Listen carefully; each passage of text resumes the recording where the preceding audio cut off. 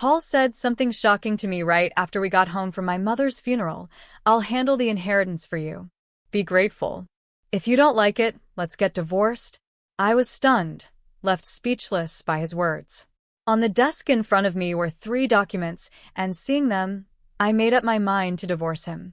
Paul expected an immediate response, but when I calmly told him my decision, he looked confused. He clearly thought I would agree to his terms without question.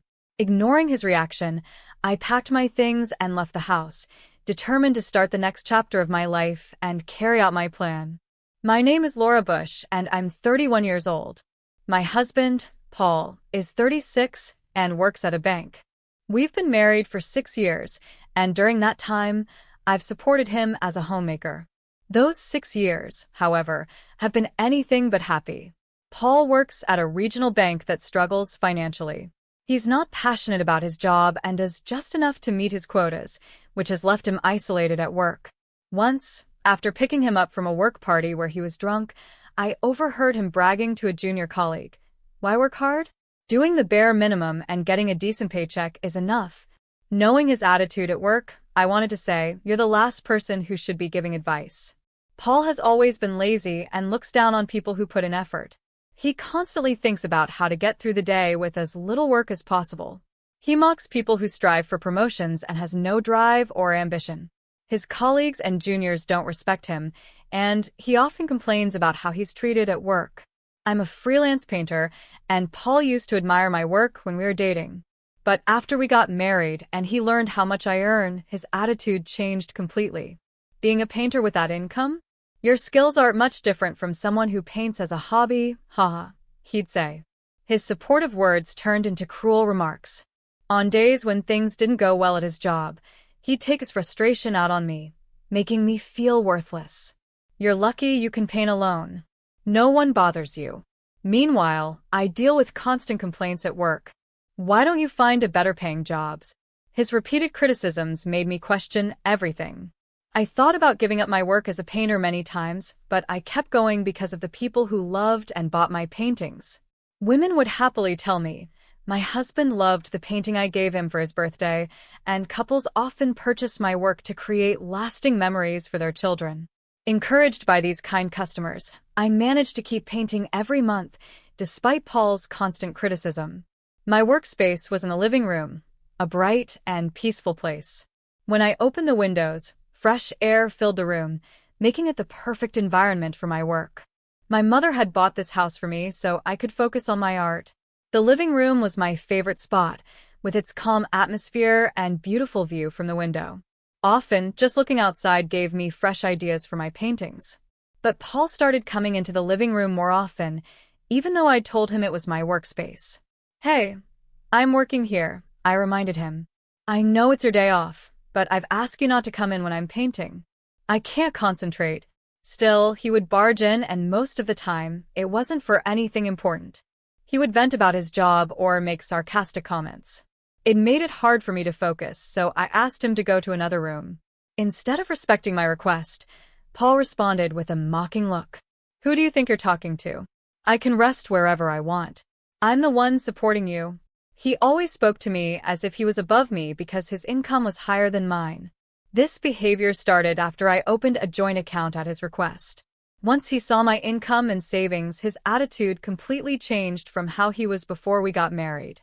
"I thought you could afford a better lifestyle," he said one day. "It's hard to believe you're the daughter of a woman who runs a company. Your mom must be disappointed to have such a poor daughter. She probably wanted to leave the company to you, but realized you couldn't handle it, so she passed it to someone else." I couldn't help but feel anger and hatred toward him. He looked down on me because I earned less and constantly insulted me. Yet, thanks to his salary, I was able to continue my painting without financial worries. Even so, I began to think seriously about inheriting my mother's company after discussing it with her. I decided not to take over my mother's company. She told me, "You don't need to spend your life trying to meet your parents' expectations. I'm happy if you follow your dreams. If you're happy, that's enough for me. Your dream is my dream too." Encouraged by her kind words, I chose to pursue my passion for painting. However, Paul never understood my mother's perspective. Whenever we talked about it, it would turn into a tiring argument. Eventually, I realized it wasn't worth the effort, so I stopped arguing with him. Instead, I pretended to listen while letting him say whatever he wanted. Over the 6 years of our marriage, I learned that by half listening and not engaging, I could avoid building up frustration. When Paul noticed I wasn't paying attention, he would click his tongue, stop talking, and leave the room. Since he wasn't physically violent, I convinced myself to keep ignoring his behavior as a way to manage. But everything changed after a life-shifting event. My mother, who had been living in a care facility, passed away. She had been a well-known CEO of a top-rated car manufacturing company in the USA. During her leadership, the company employed over 8,000 people and earned a stellar reputation. When I was 29, she decided to retire and, thinking about the future, had planned to pass the company to me. But she respected my dream of becoming a painter and entrusted the company to her closest friend, Kate Winslet. Kate and I had been friends since childhood, almost like family. We lived close to each other, and my mother trusted her deeply. However, Paul had no idea Kate was my best friend or that she lived nearby. This was because Kate had specifically asked me not to tell him. "There's no need to bring up old school connections," she said. One day, Kate approached me with concern. "I've been hearing about your situation with Paul, and I'm worried about you." "I thought it was time we talked," she said. Back in high school, Paul and Kate attended the same school but were in different classes. They only knew each other by name. Paul had gained a reputation for his bad behavior, which made Kate uneasy about him even now. Her concerns left me thinking deeply about my life and my choices. "I was never in the same class as Paul, so I only heard things about him," Kate said. "But from what I heard, he often argued with teachers in class. The kids in his class used to say lessons could hardly continue because of him." Kate always made sure to visit me when Paul wasn't home to avoid meeting him. She had attended our wedding, but since she changed her last name after marriage, Paul didn't realize she was the same person he knew from high school. To this day, Paul has no idea that Kate is my best friend. He shows little interest in my personal life, so even though I've told him I have close friends, he's never been curious enough to ask more. "I don't need you to report everything to me," he once said, so I never brought Kate up again. "In high school, I also heard bad rumors about him when it came to money," Kate continued. "It seemed like he borrowed money from friends often and rarely paid it back. That's one of the reasons I was worried about you. But when I heard he works at a bank and seems to be taking care of living expenses, I felt a little better. Still, I don't know how he would react if he found out I'm the president of your mother's company, so please don't tell him anything about me." Seeing Kate apologize with a nervous smile made me feel guilty too. The Paul the first dated had seemed so different from the person Kate described. To me, he appeared responsible, kind, and someone my parents would have approved of. That was my impression when I first met him. I met Paul for the first time at an art exhibition where my paintings were displayed. At that time, I was struggling and unsure about my future as a painter. I even questioned whether I should quit. During that difficult period, I had created a piece that was deeply personal to me. At the exhibition, most people walked past it without stopping. But Paul stood in front of that painting for hours. "Do you like this painting?" I asked him, overwhelmed with happiness. I couldn't help but speak to him after seeing how long he had been staring at it. "I don't know much about art," he admitted, "but for some reason, this painting really caught my attention." I didn't even realize how much time had passed. His words surprised me. Paul wasn't an art expert, but his genuine interest in my work touched me.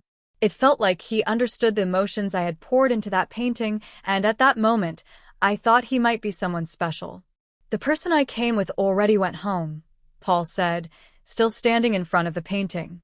"I've been thinking about what the artist felt while creating this."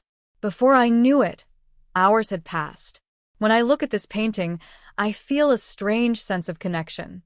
I've never been interested in art before, but this is the first time something has made me feel this way. It's surprising. As Paul laughed and scratched his head, I couldn't help but feel charmed. Hearing those words from someone who knew nothing about art lifted the cloud of doubt I had been carrying. Knowing that someone could connect with the feelings I poured into my work brought me immense joy.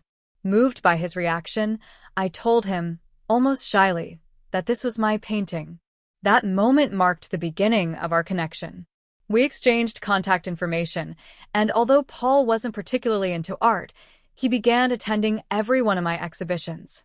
"I'd love to see you paint sometime." "Where do you work?" he asked one day. His interest in me and my work delighted me, and I found myself wanting to know more about him too. I invited him to my home, and soon after, he asked me out. "I want to always be by your side when you're happily painting," he said. It was the first time anyone had confessed their feelings to me like that, and I felt overwhelmed with happiness. I accepted his confession, and that was how our relationship began. I was certain that a bright and happy future awaited us. When I told my parents about Paul, they were thrilled. My mother even shared the news with her friends. "I never thought this day would come for Laura," she said. "She's always been so focused on her paintings that I was worried she didn't care about men at all." Really, after I became ill, my biggest concern was her future. Now all that's left is to see her in a bridal gown. At the time, my father had been diagnosed with cancer. He was in the hospital and undergoing painful treatments, but his determination to see me get married gave him strength. Thanks to his resolve, we were able to walk down the aisle together. It felt like he had no regrets left, and just a few days after the wedding, my father passed away. Afterward, my mother's health began to decline.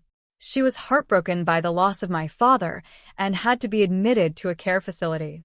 Although there was nothing physically wrong with her brain, her grief was so deep that she never regained her former strength and energy. When I turned 32, she passed away. Her final words were spoken with a peaceful smile. "Your father has finally come to take me with him." I struggled to come to terms with my mother's death, so much so that I couldn't even bring myself to paint. Meanwhile, Paul seemed to be in a cheerful mood every day, drinking alcohol and acting carefree. "Finally, I can relax. You'll get the inheritance, right? It was worth being patient. Now I'm free," he said one evening, clearly drunk. His words were so shocking that I hoped I had misheard him. "You're drinking too much." "What did you just say?" I asked, unable to hide my disbelief. At the funeral, he had been drinking unnecessarily as well, so part of me tried to dismiss it as a drunk joke. But what he said felt too significant to ignore. When I pressed him for an answer, Paul laughed in a way that made my stomach churn. "I've always been nice to your parents to get the inheritance. Pretending to be kind was tough. So what does their will say? Show it to me?" His insensitive words and mocking laugh made my blood boil. How could he act this way when I was grieving the loss of my parents? "Stop it. Don't talk about money right now." "It's incredibly disrespectful," I snapped. Normally, I rarely got angry at Paul, but this time I couldn't hold it in. He had never truly supported me in my grief. Instead, he was focused on their inheritance, and it infuriated me. Hearing Paul's selfish and money-driven words reminded me of the things Kate had told me about his high school days. She had mentioned bad rumors about his dealings with money, like borrowing from friends and never paying it back. I realized that what she said wasn't just a rumor. It was the truth. At that moment, my feelings for him began to fade rapidly. "What's wrong with you all of a sudden? You're making even the good wine taste bad," Paul said, completely ignoring how inappropriate his behavior was. His dismissive words only added to my anger. I had been telling myself for years not to pay attention to his sarcastic remarks, believing he cared about my parents. But now I wondered if everything, his interest in my paintings, our relationship, even our marriage, had all been an act to get his hands on the inheritance. The next morning, Paul shocked me even more. I walked into the living room and saw him awake earlier than usual, sitting on the couch. He was completely sober and looked serious, which was unusual. Surprised, I stared at him as he motioned for me to sit down across from him. "We need to talk," he said, his tone calm but firm. I sat on the couch as Paul had asked, watching him closely to see what he wanted. Suddenly, he placed a divorce paper and another document that looked like a pledge on the table. He then started a conversation I could hardly believe. "I've sobered up and want to talk seriously about our future." "Have you checked your mother's will?" he asked. I was stunned that he brought up the inheritance again, just a day after his awful comments. Had none of my words from yesterday gotten through to him? I still couldn't tell if what he said before was a drunken joke or if he meant every word. Either way, it was unforgivable. He had disrespected my parents, and I would never excuse it. I told you yesterday not to talk about money, I said, my voice filled with anger. My mother just passed away, and you don't think it's insensitive? Even if you were drunk, how could you say those things about my parents? Keep your voice down, Paul said, showing no sign of remorse. Was it so bad to pretend to like your parents? It had to be done. Had to be done? What does that even mean? I asked, furious at his ridiculous excuses. When I pressed him further about his behavior the previous day, Paul only became more defiant. What's wrong with what I said? He asked, as if he truly didn't understand.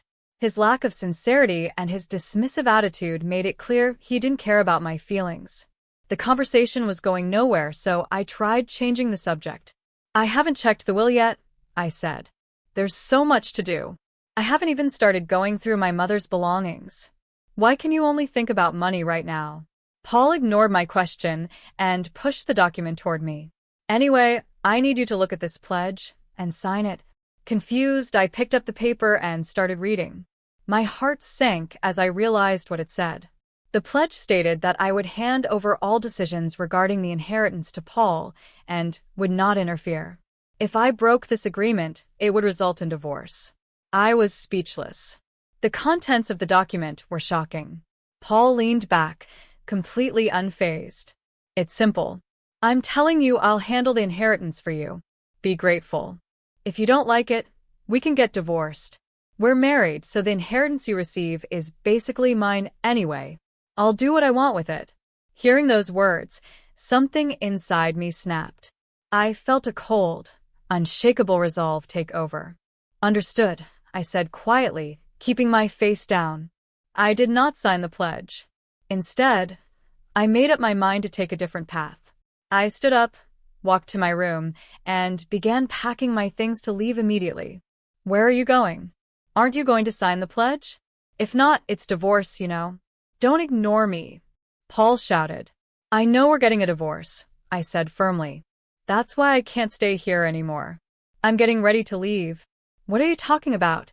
He asked, completely stunned. Clearly, he thought I would quietly sign the pledge without arguing. His shocked expression almost made me laugh. Do you even understand what you're saying? Are you seriously talking about divorce? You're joking, right? He asked, trying to make sense of it. This is no joke. You're the one who brought it up, remember? Now I'm preparing to leave, so please get out of my way, I said coldly. Years of pent-up anger surged inside me.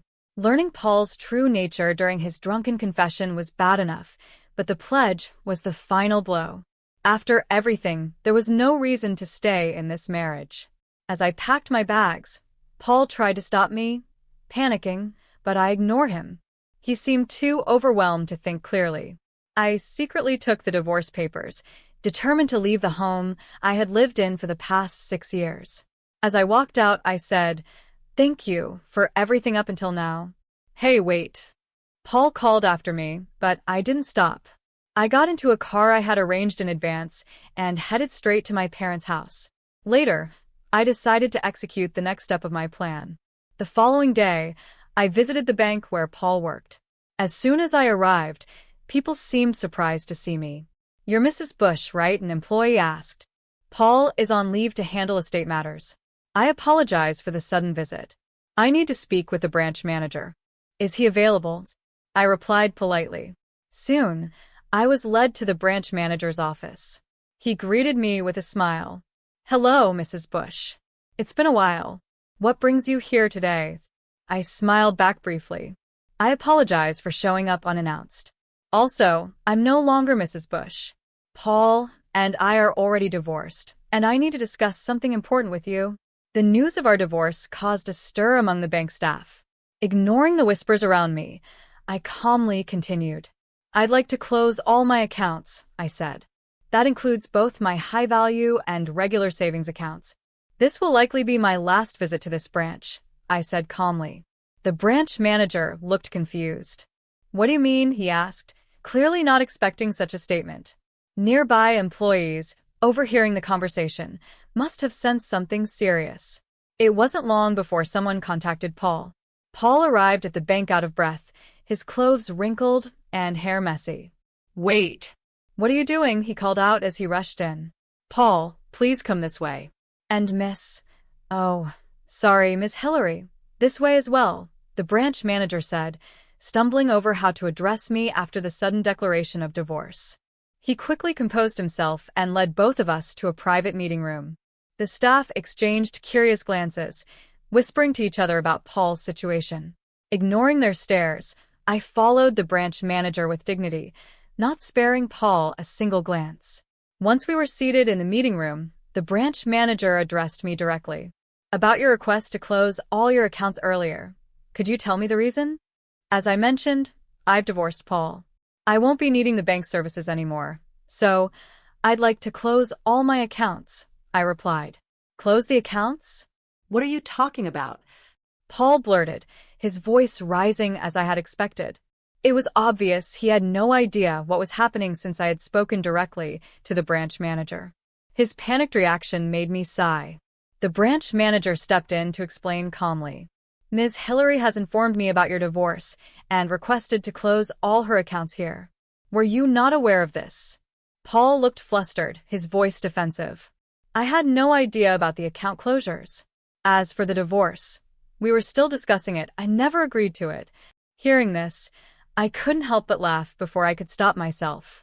Paul glared at me, his expression demanding to know what was so funny. "You might not have agreed to the divorce," I said, meeting his glare, "but I've already filed the papers." "You filed the divorce papers?" Paul repeated, stunned. He hadn't realized I had taken the papers to the court. When he heard they had been officially filed, he let out a loud groan. The branch manager looked at me, clearly trying to process the situation. "Yes, Paul," I said coolly. "You're the one who gave me those papers. I told you I wouldn't sign that ridiculous pledge, so I took care of it. This was all your idea." Paul sat there, speechless, as I continued. "We are officially divorced. There's no need to discuss splitting property. The house is in my name since my mother bought it for me. I'm giving you 4 days to collect your belongings and move out. If you don't, I'll involve the police." "But the divorce papers were just meant to get you to sign the pledge," Paul protested, his voice desperate. "Too late for that," I replied. "This is over, Paul. Accept it. I never meant for the divorce to actually happen. Why did you take the papers to the office? Don't you think that's going too far?" "And the pledge?" Paul trailed off. The branch manager, who had been silently observing our exchange, seemed to realize the situation was far messier than he had anticipated. He wisely kept his distance, but perked up at the mention of the pledge. Unable to ignore it, he finally spoke. "What pledge?" the branch manager asked, directing his question at Paul, who suddenly looked cornered. Paul hesitated, clearly unable to provide a solid explanation. While he may not have been the most capable employee, he likely relied on maintaining good relationships at work. If the details of the pledge came out, it could ruin his reputation and destroy the trust he had built within the company. In the worst case, it might even cost him his job. Seeing Paul squirm, I decided to take charge and explain the situation confidently. "My mother recently passed away," I began. "Paul gave me a pledge stating he would take full control of the inheritance. If I didn't agree, he threatened me with divorce. I couldn't accept those terms, so I filed for divorce instead." "What?" "No, that's not true," Paul stammered, his voice desperate as he tried to defend himself. "It was just a drunken joke. I wasn't serious. I would never do something like that." Paul's excuses only made things worse. The branch manager's expression grew colder, and the staff nearby exchanged disapproving glances. Paul's behavior had clearly crossed a line, and no one seemed inclined to side with him. Feeling the pressure of the manager's critical gaze, Paul fumbled for a way to salvage his pride, but he was no match for the truth I was telling. "A joke," I said, my voice dripping with mockery. "You're telling me you signed the divorce papers as a joke? And what about when you admitted you only pretended to be nice to my parents to get their inheritance? Are you going to call that a joke too?" I smiled at him, knowing his words would only dig his hole deeper. The branch manager turned his gaze toward Paul, his disapproval clear. Paul's face turned pale, and he looked completely bewildered. His desperation to maintain his pride was obvious, but I had no intention of letting him off the hook. Now, I said, turning back to the branch manager, please proceed with closing both my regular savings account and the account holding $400 million. At the mention of $400 million, Paul froze.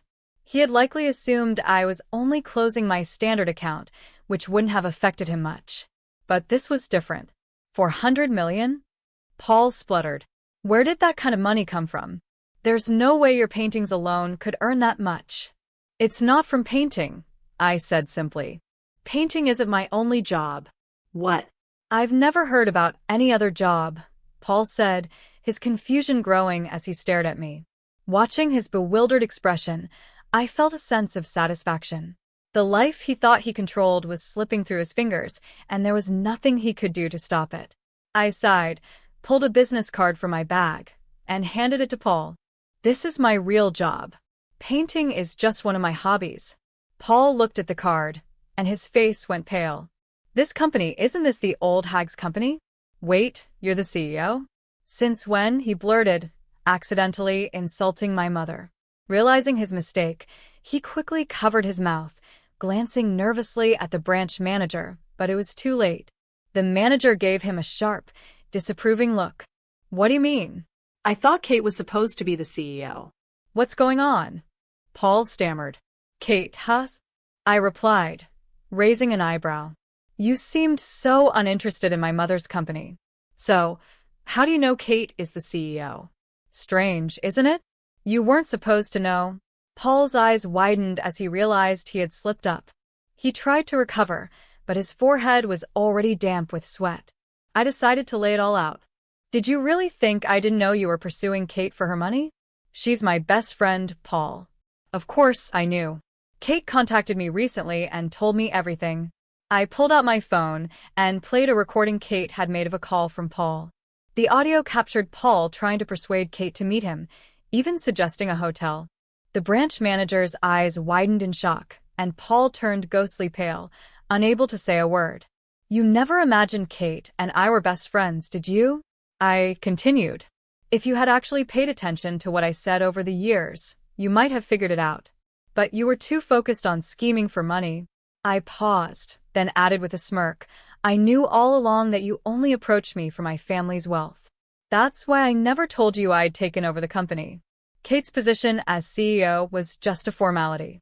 I've been running everything from the start. If you had done your homework properly, you might have known. But your lazy habits backfired on you. Paul sat there, completely speechless, as the weight of the situation sank in. The branch manager, who had been quietly watching the exchange, finally spoke. I'm deeply disappointed in you, Paul. Your behavior toward your wife and her parents is appalling. It also raises serious concerns about your character as an employee. Additionally, losing Ms. Laura's accounts would be a significant blow to this branch. Paul panicked and tried to recover. Branch manager, please. Give me some time. I'll definitely try to convince Laura to change her mind. I shook my head. Don't bother. No matter what you say, I'm not going to reconsider.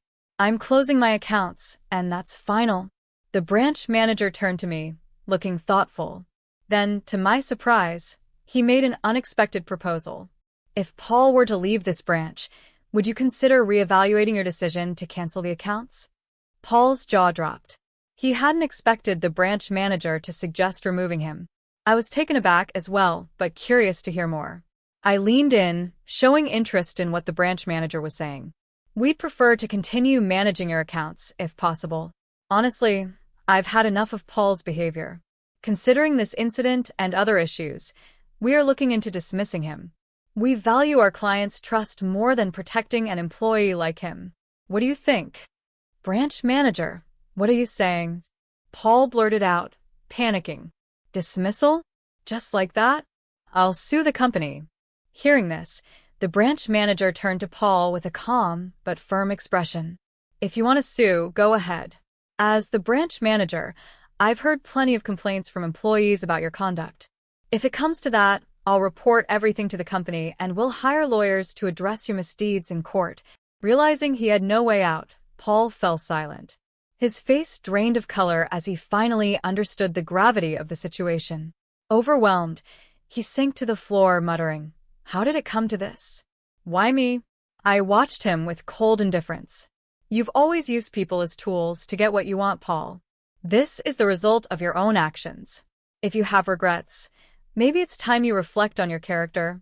With that, the curtain fell on my revenge against Paul. After the incident, Paul was fired from the bank and, as promised, left my house. He begged me to reconsider the divorce until the very end, but when I pretended to call the police, he gave up and returned to his parents' home. I had already explained everything to his parents, and they disowned him after learning the truth. Of course, that wasn't the end of the matter. I had consulted a lawyer about Paul's behavior and had quietly collected evidence over time. Using this, I filed a case demanding compensation. His repeated attempts to take Kate to hotels and his inappropriate behavior further strengthened my case for damages. Paul, who once schemed to get my mother's inheritance, had poor financial habits and had already squandered his savings. Now he lives in a small, rundown apartment, working long hours to pay off his debts. Meanwhile, I've regained my peace. My life is back on track, and my work is thriving. Every day feels brighter and more fulfilling. "Laura, you finally have your smile back," Kate said one day. "You seem happier than ever, and your paintings are full of bright colors now." "Really?" I replied with a grin. "Maybe it's because I have a strong ally like you, Kate. Lately, I've been brimming with ideas, and my painting is going better than ever." I felt like my paintings had gotten even better. One day, a customer who was an antique dealer showed great interest in my work. Because of this, orders for my paintings started to increase, and I eventually held my own exhibition. At the same time, thanks to Kate's hard work, the company has grown steadily. It is now a globally recognized top-class car manufacturer. I make time to support Kate in her efforts, and together, we continue to protect the company my mother left behind.